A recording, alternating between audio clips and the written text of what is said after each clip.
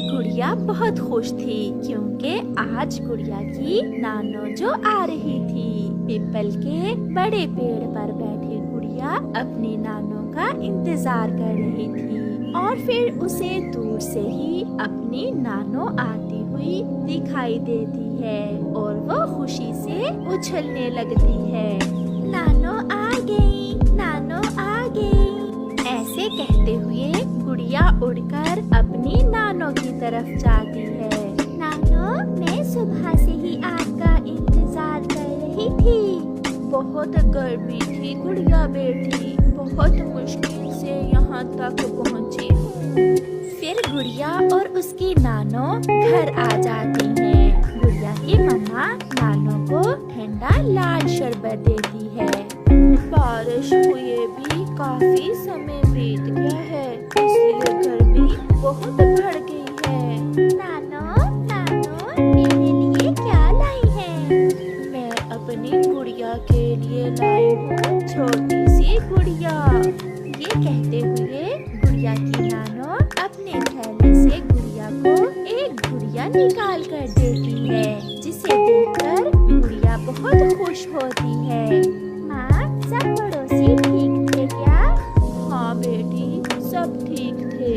तुम तो आई नहीं मुझसे मिलने, सोचा मैं ही मिल आती हूँ। फिर वो सब ऐसे बातें करते हैं। फिर शाम को गुड़िया की मम्मा नानो को खाना देती है। मम्मा, मैं भी खाना नानो के साथ ही खाऊंगी। हाँ हाँ, क्यों नहीं, मेरी बेटी मेरे साथ ही खाना खाएगी और मैं नानो के साथ सोऊंगी भी। फिर गुड़िया और उसकी नानो खाना खा लेती हैं। उन दिनों गर्मी भी बहुत बढ़ रही थी और जंगल में मच्छर भी बहुत था। पहले तो वो सब बैठकर बातें करते रहते हैं, मगर जब गुड़िया की मम्मा सोने के समय अपना पंखा चलाती है तो वो खराब था। एक धुआं सा निकलता है और थोड़ा सा चलने के बाद पंखा बंद हो जाता है। ये क्या हुआ गुड़िया बेटी, इस पंखे को भी आज ही खराब होना था।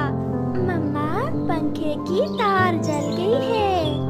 उधर मच्छर भी नानो के गिर्द गिर्द था। लगता था मच्छर तो आज गुड़िया की नानो को उठाकर ही ले जाएगा।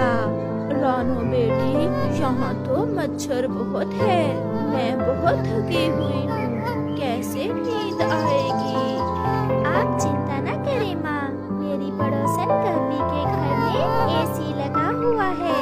आज की रात हम सब वहाँ चले जाते हैं। फिर वो सब गोरी कवि के घर चले जाते हैं। गोरी बहन, मेरा पंखा भी आज ही खराब होना था।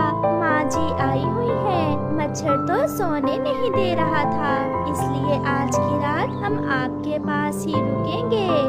गोरी तो चुप रहती है, मगर कालू कौवा जो थोड़ा सा गोरी कवि से अच्छा था कहता है, हाँ हाँ चिड़िया रानी, ये घर भी आपका अपना ही है।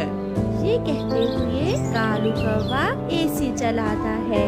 एसी की ठंडी हवा के आते ही गुड़िया और नानो तो सो जाती हैं। चिड़िया, मैं चुप इसलिए थी कि एसी का बिजली का बिल भी बहुत आता है।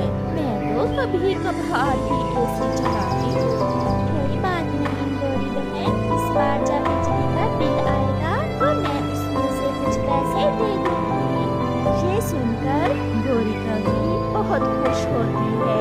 रात गुजर जाती है और फिर गुड़िया की नानो भी वापिस चली जाती है। गुड़िया और उसकी मम्मा अपने घर में बैठी हुई थी। गुड़िया आज बहुत उदास थी। कल इस समय नानो रास्ते में हमारे पास आ रही थी। मुझे पता है बेटी, आप बहुत उदास हो, चिंता ना करो। जब गर्मियों की छुट्टियां होंगी तो मैं आपको ले जाऊंगी नानो के पास। ये सुनकर गुड़िया खुश हो जाती है। ऐसे ही कुछ दिन गुजर जाते हैं। अब तो गोरी हर रोज ही एसी चलाकर सोती थी। उसके पति ने पूछा तो कहने लगी,